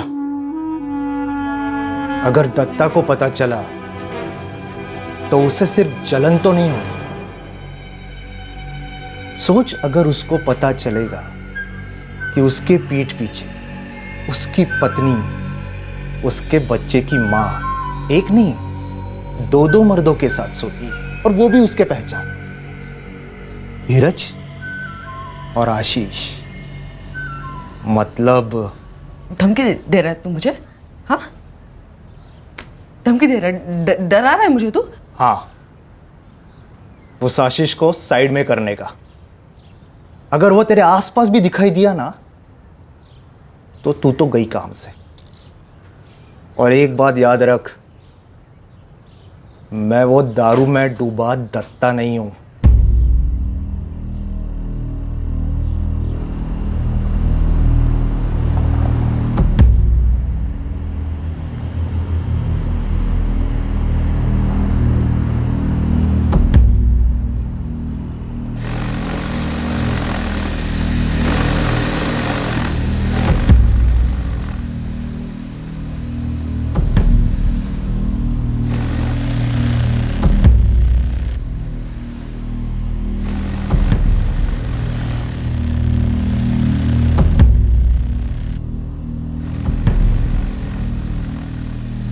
मुझे सिर्फ आशीष चाहिए था, लेकिन धीरज की धमकी मेरे सर पर मंडरा रही थी। मैंने तब तरकीब निकाली और मीरा को भिड़ाने का सोच लिया। मीरा? मैं समझा नहीं। वही मेरा बदन और वही मेरा बिस्तर। कंटाल गया होगा ना तू? तो मीरा कहाँ से आई बीच में? तलाक हो गया उसका, और दुनिया के सारे मर्द उसको नोचने पर तुले, लेकिन उसकी जिंदगी में एक भी ढंग का मर्द नहीं है। तू क्या बोलना चाहती है? उसको अपनी जिंदगी में एक मर्द चाहिए, हर चीज के लिए। और तुझ जैसा मर्द तो ढूंढने से भी नहीं मिलेगा। तो बोल, तेरी बात चला दूं उसके साथ? सोच ले, तुम दोनों का फायदा है। तुझे भी एक नई औरत का मजा मिलेगा और उसे भी संभालने वाले का सुकून।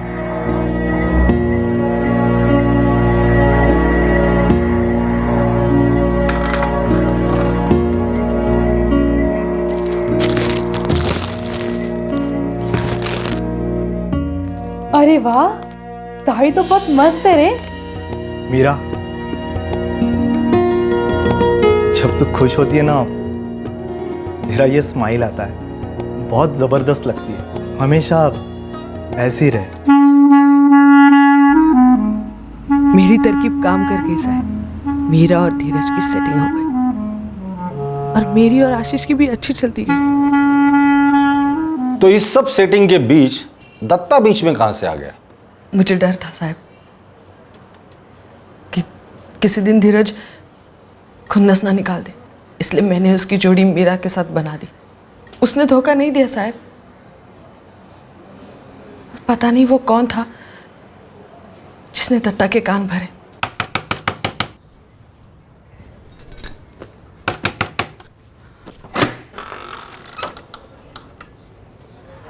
क्या हुआ? चौंक गई कि ये आदमी अचानक कहां से आ गया?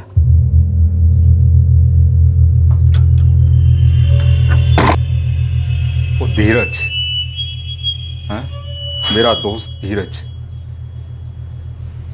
मेरी पीठ के पीछे। और वो आशीष है, टेम्पो वाला, वो भी, सब के सब मेरे पीठ के पीछे।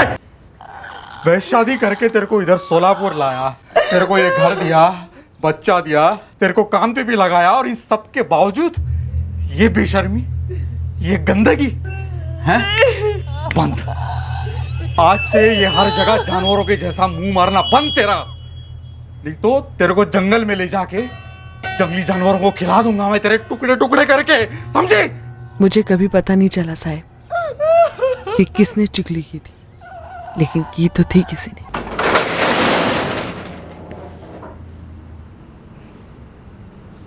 देख धीरज, तेरा और मीरा का ठीक चल रहा है, पर माझी तो वाट लागली है। किसकी कसम खाकर बोलूं? मैंने कुछ नहीं बोला उसको। मुझे पागल कुत्ते ने काटा है जो मैं कुछ बताऊंगी दत्ता को। तुम मुझ पे शक कर रही हो सीमा? मुझ पे? दत्ता मुझे भी खुन्नस देता है आजकल, पहले जैसे बात नहीं करता है वो। यार देखो, मैं बोल रहा हूँ ना, हम लोगों में से कोई भी नहीं है, वो बाहर का आदमी है जिसने उसके दिमाग में ये सब जहर भर दिया है। हो सकता है उसे शक हुआ हो और उसने इसीलिए गलत सोच लिया हो। वो जो भी हो, लेकिन उसने मुझे मार डालने की धमकी दी है, पता है तुम्हें? देखो, इसका एक ही तोड़ है। देख धीरज, तेरा वो बहुत पुराना दोस्त है, उसके साथ खंबा लेके बैठ जा और उसको समझा कि ऐसा वैसा कुछ नहीं है, किसी आदमी ने उसके दिमाग में ये सब कचरा भर दिया। समझा उसको कि सीमा वहीनी एक सती सावित्री से कम नहीं है। उससे वो मान जाएगा, इतना भी लल्लू नहीं है वो। बिल्कुल भी नहीं। वो मुझ पर नजर रख रहा है, और जब वो नहीं होता है तो कोई और है जो मुझ पर नजर रख रहा है, तो पटाने वटाने का तो सवाल ही पैदा नहीं होता। देखो, पटा तो ठीक है, और अगर नहीं पटा तो हमें अगला कदम उठाना पड़ेगा। अगला कदम मतलब क्या है? मतलब आखिरी कदम, दत्ता खत्म, उसका मर्डर करना पड़ेगा और किसी दूर के जंगल में जाके उसकी लाश फेंकनी पड़ेगी। अरे जंगली जानवर खा जाएंगे, और अगर नहीं भी खाया ना तो भी उसकी लाश को कोई नहीं पहचान पाएगा कि वो दत्ता है, और यहां सोलापुर का है वो। आई शपथ दत्ता, किसी ने ना तेरा दिमाग फिरा दिया है। अरे सीमा वहीनी, वहीनी है मेरी।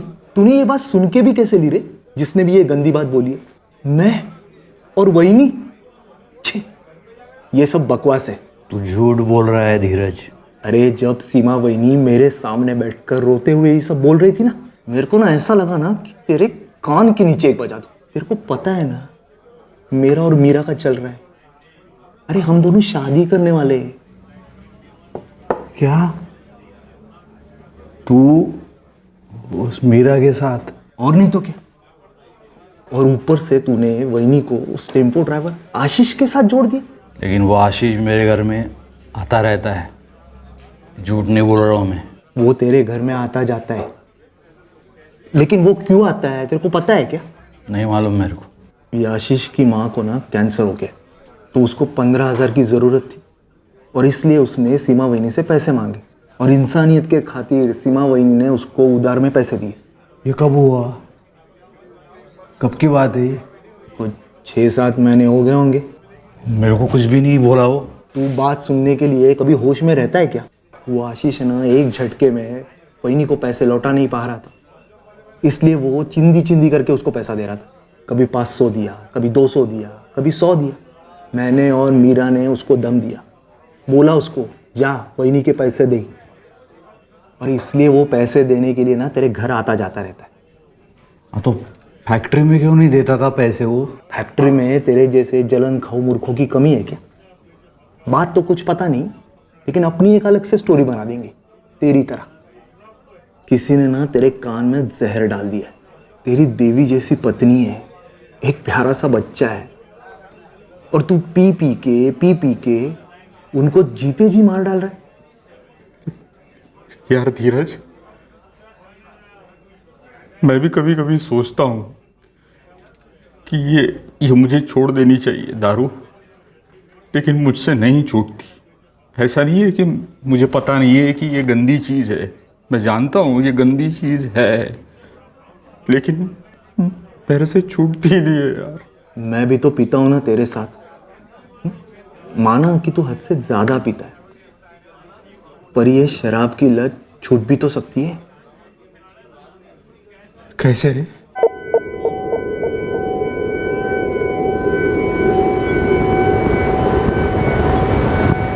हम एक बाबा को मिलने के बहाने निकले।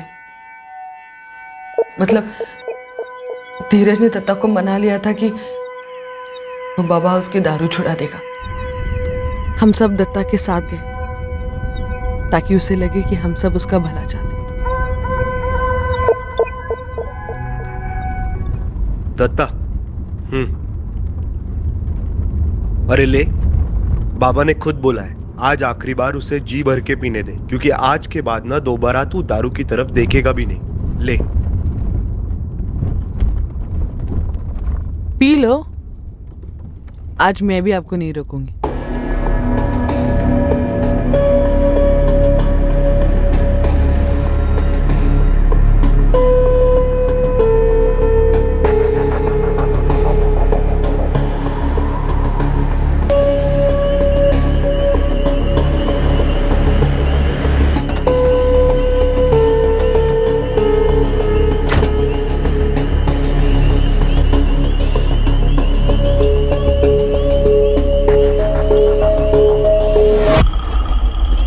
पहुंच गए क्या हम? बाबा कुछ है? बाबा मेरे को दिखाई क्यों नहीं दे रहे? आश्रम कहाँ है उनका?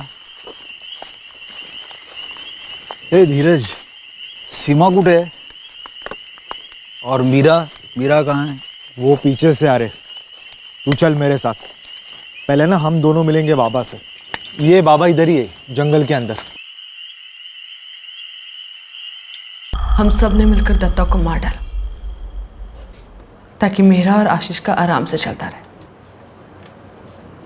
एक बात बताओ सीमा, दत्ता की लाश को यवतमाल के राजपुर जंगल में फेंका था क्या? जी नहीं। तो मध्य प्रदेश में कहीं फेंका था क्या? क्योंकि तुम सबके फोन की आखिरी लोकेशन मध्य प्रदेश में खंडवा के आसपास दिख रही है। नहीं साहब, हमने दत्ता को नागपुर के पास रामटेक जंगल में मार डाला। सुनो, मैंने दत्ता को मना लिया है। इस रविवार को हम बाबा से मिलने जाएंगे। First class. आशीष, हम दत्ता को यहाँ सोलापुर में नहीं मार सकते और ना ही उसे इस तेरे टेम्पो में लेके जा सकते, तो हमें एक ढंग की भाड़े की गाड़ी लगेगी। देखो वो सब मेरे ऊपर छोड़ दो। मेरा एक दोस्त है जिसकी खुद की गाड़ी है और वो आदमी भी भरोसे वाला है। पंकज ना? शायद तुझे पंकज के बारे में कैसे पता? मुझे कैसे मालूम? मतलब क्या तूने ही तो मुझे बताया था उसके बारे में। मैंने कब बोला? अरे उस दिन नहीं क्या तूने मुझे उसके बारे में बताया? क्या बात कर रहा है? एक बात याद रखना पंकज, आशीष को हमारे बारे में कुछ भी पता नहीं चलना चाहिए। तुमसे ज्यादा मुझे फिक्र इस बात की। आशीष मेरा बचपन का दोस्त है, तो तुम भी अपना मुंह बंद रखना। ऐसा हो ही नहीं सकता कि मैं तुझे पंकज के बारे में बताऊं। तो मुझे क्या सपना आया था कि पंकज नाम का तेरा कोई बचपन का दोस्त है जो किसी ट्रैवल वाले की टैक्सी चलाता है? तूने ही तो बताया था मुझे। क्या हो गया तेरी याददाश्त को आशीष? अरे छोड़ दो यार, अपने प्लान पे ध्यान दो। दत्ता को कहाँ खत्म करना है उसके बारे में सोचते, और फिर उसे कहाँ ठिकाने लगाना है ये भी सोचना है।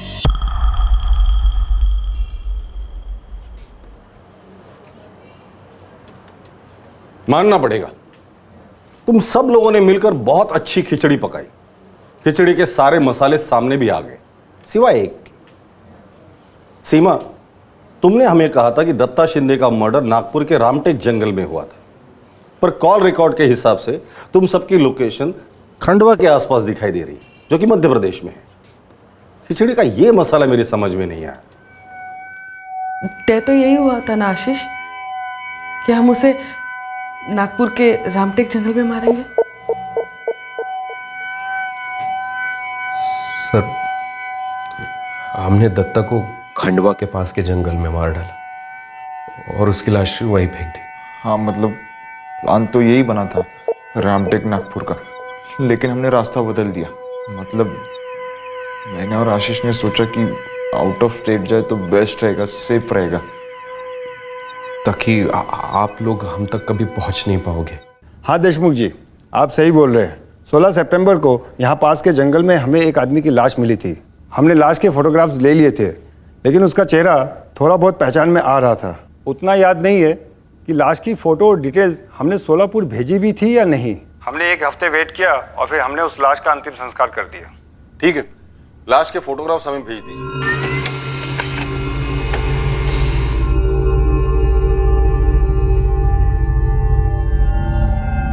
दत्ता शिंदे की लाश मर्डर के 5 दिन बाद पुलिस को मिली थी वहां के जंगल में। वो बनियान हमें सोलापुर तक ले गई थी। वैसे देखा जाए तो कंप्लीट मिसलीड थी, गलत रास्ते पर थे हम लोग। पर क्या हुआ, एक अनसुलझा मर्डर केस हम लोगों ने सॉल्व किया। आपको क्या लगता है कि अगर वो मिसलीड नहीं मिली होती तो दत्ता शिंदे मर्डर केस कभी सॉल्व नहीं होता, अनसुलझा ही रहता? नहीं सर, बिल्कुल नहीं रहता। करेक्ट। वैसे देखा जाए तो यह केस बहुत ही पेचीदा था। रिश्ते और धोखेबाजी की अच्छी खासी खिचड़ी थी, पर क्या हुआ, सक्सेसफुली क्लोज हुआ। और अब ये यवतमाल में लाश मिली है, उसका केस जब तक सॉल्व नहीं होता हम लोग चैन से नहीं बैठेंगे। इन्वेस्टिगेशन का मंत्र समझ लीजिए, कभी भी गिव अप मत करना। क्रिमिनल के इस भ्रम को तोड़ते रहिए कि वो जुर्म करके बच के निकल सकता है। दत्ता शिंदे की पत्नी सीमा शिंदे, धीरज साने, मीरा रावत, आशीष कोठारे और पंकज खरड़े को आईपीसी की धारा 302 के तहत हत्या के लिए, धारा 201 के तहत सबूत मिटाने के लिए और धारा 34 के तहत कॉमन इंटेंशन के लिए गिरफ्तार किया गया है।